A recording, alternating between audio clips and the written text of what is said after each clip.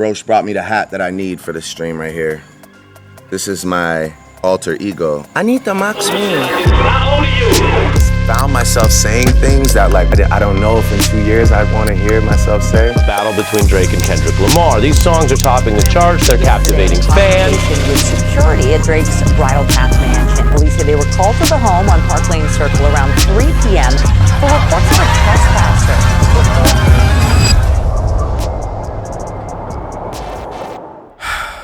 Aubrey Graham. If you've been living under a rock the past couple of weeks and haven't heard about the beef between Kendrick Lamar and the Drizzler himself, first of all, what the fuck are you doing? This shit is gonna be discussed for generations to come. But if you really haven't heard of it, let me give you a quick little update. Although they've been beefing for a while, shit really started hitting the fan when J. Cole released his song First Person Shooter, containing the line, "Love when they argue the hardest MC, is it K-Dot, is it Aubrey or me? We the big three like we started a league, but right now I feel like Muhammad Ali." Upon hearing J. Cole utter these words, Kendrick responded with his own little diss on Metro Boomin and Future's track titled Like That, in which he says, "Motherfuck the big three. It's just big me." Drake then drops Tailor-Made Freestyle on the 19th of April 2024 using AI-generated vocals from Tupac and Snoop Dogg, which I mean, what the fuck, Drizzy? Honestly, just disrespectful to all of hip-hop in my opinion, but one track apparently isn't enough for Aubrey, as he followed up with the song Push-Ups, pretty much questioning Kendrick Lamar's record deal splits and calling him a short-ass motherfucker. Kendrick then drops a bomb on the Certified Lover Boy, releasing the song Euphoria, questioning whether Drake belongs in the hip-hop world, calling him a light-skinned Canadian and more of a fan of hip-hop rather than an artist. He also mentions Drake's ghostwriters and the fact that he disrespected Tupac by purchasing his ring for $1 million and using his AI-generated voice like I mentioned earlier. Drizzy responds with family matters, stating that Kendrick's wife isn't actually his wife because he beats her and one of his children is actually Dave Freeze, a childhood friend of Kendrick. But under an hour after the song dropped, Kendrick responded with an absolute heater called Meet the Grams, in which he exposes Drake's secret daughter and brings up a bunch of strange occurrences with the Drizzler and some children he was hanging out with. Now that you're caught up to speed, let's dive a little deeper into some of the things Kendrick exposed Drake for, specifically starting with his interest in people a lot younger than you may think. To address this certified lover of boys allegations, let's first take a look at some tweets, most of which Drake has already deleted. "I can't wait till she's 18, smiley face." So yeah, this one's pretty fucking self-explanatory, but in case you missed it, Drake likes some young girl who isn't yet of age and is telling the world he's excited for her 18th birthday, cause well, you get the picture. "The kids I hang with are gonna be parents one day. Scary." The only thing scary is this fucking tweet. Honestly, I have no clue what he was trying to cook up for this one, but it's just plain weird. He talks about hanging out with kids like it's some activity he does on the daily. If amazing was a young bitch, I'd be going to jail, cause I'm fucking amazing. Now this one's a thinker. So he's fucking amazing, who's apparently a young bitch. Wait a minute. I got a party with Bill Clinton on Thursday.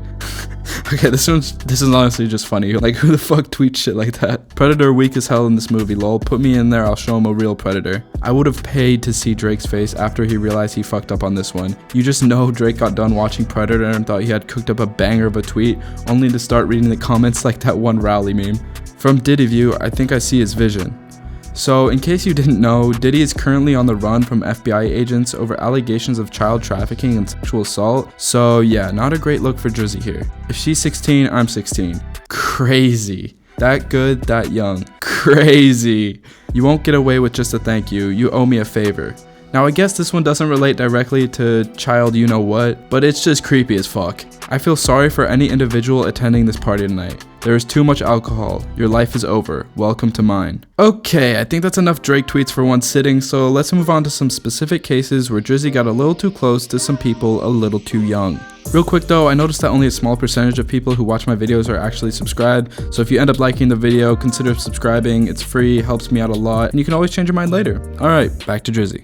First up, we have his interactions with Millie Bobby Brown.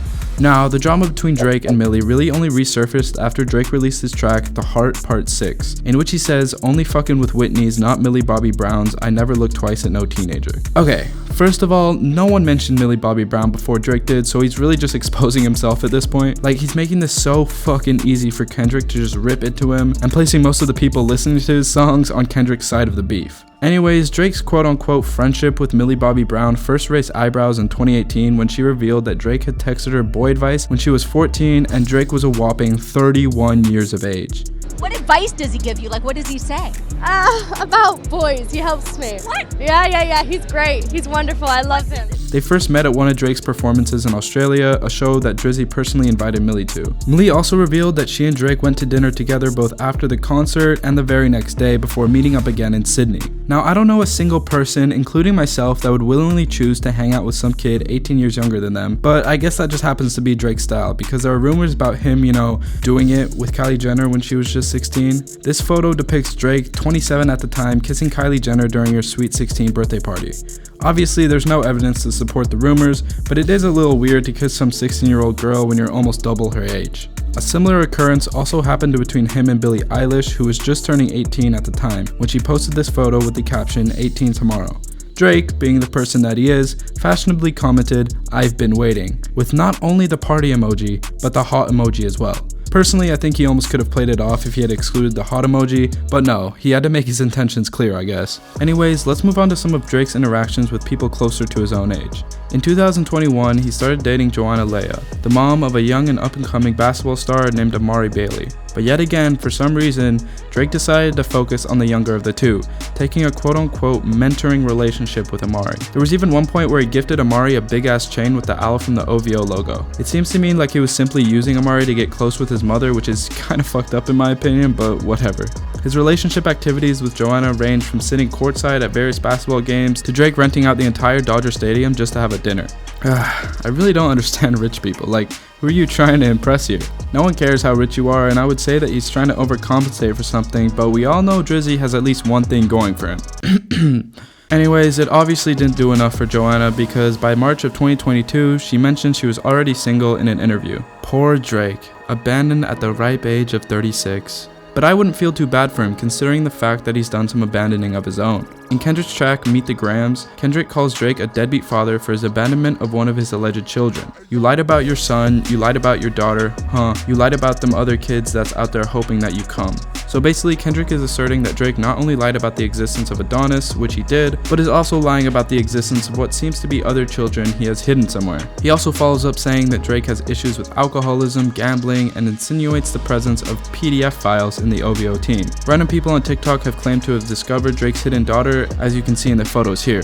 Now keep in mind, none of this has been proven or disproven, but it's still kind of weird to have allegations like this in the first place. Drake is obviously denying all of these accusations, but this supposed child's mother has come forward to back Kendrick's claims and support the fact that Drake is a creep. She's basically been liking comments saying things like he has a daughter, essentially confirming people's suspicions. Now, at the end of the day, she could just be doing these things for clout or whatever, and I don't think we'll ever know for sure if Drake's alleged daughter is actually his unless some sort of investigation is done. Another little weird tidbit of info I stumbled across is that Drake apparently has some private Tinder type of thing where a system is in place for him to scout out and find other women. The way it works is he apparently has people out there looking for women who would be quote-unquote suitable candidates for Drake. They're then put through this rigorous interview process in which the best of the best make it through. This shit is so weird. I honestly just want to meet the people looking for these girls and ask them what went wrong earlier in their lives. There's no way Drake is so fucking fat that he can't get up and try and meet someone himself. What a fucking loser. He's also done some pretty BM things, such as sending out cease and desist to people criticizing him. One recent example is Kendrick Lamar's accusation that Drake sent a cease and desist to him for his song Like That, which literally mentions Drake one time in the line "motherfuck the big three," and it's not even a direct reference to him, but I guess his ego is so big that anything even referencing him is a huge no-no. By the way, as I'm editing this video, Drake has apparently sold all his US properties and is moving to France, which seems like a shady move, and in my opinion seems as though he's trying to escape the consequences of the things he's done. But let me know what you think in the comments. At the end of the day, Drake is one weird motherfucker. Although a lot of the evidence against him isn't 100% reliable and there are some inconsistencies, there seems to be too much of it to completely disregard it. In my opinion, Drake is getting bodied by Kendrick and is honestly just getting exposed over and over and over and over again with every new diss track release. I'm sure there's plenty more evidence of shady things Drake has done that's going to be exposed over the next couple days as I'm recording this video, and if you watching this right now have anything else on the Drizzler, let me know in the comments below. Because at the end of the day, this shit is entertaining as fuck. Leave a like if you enjoyed the video, and if you want to see more of me, subscribe. I make videos on pretty much anything I find interesting, so if you want to be notified next time I upload, hit the bell on your way out. As always, it's been me, Cal, and I'll catch you in the next one. Later.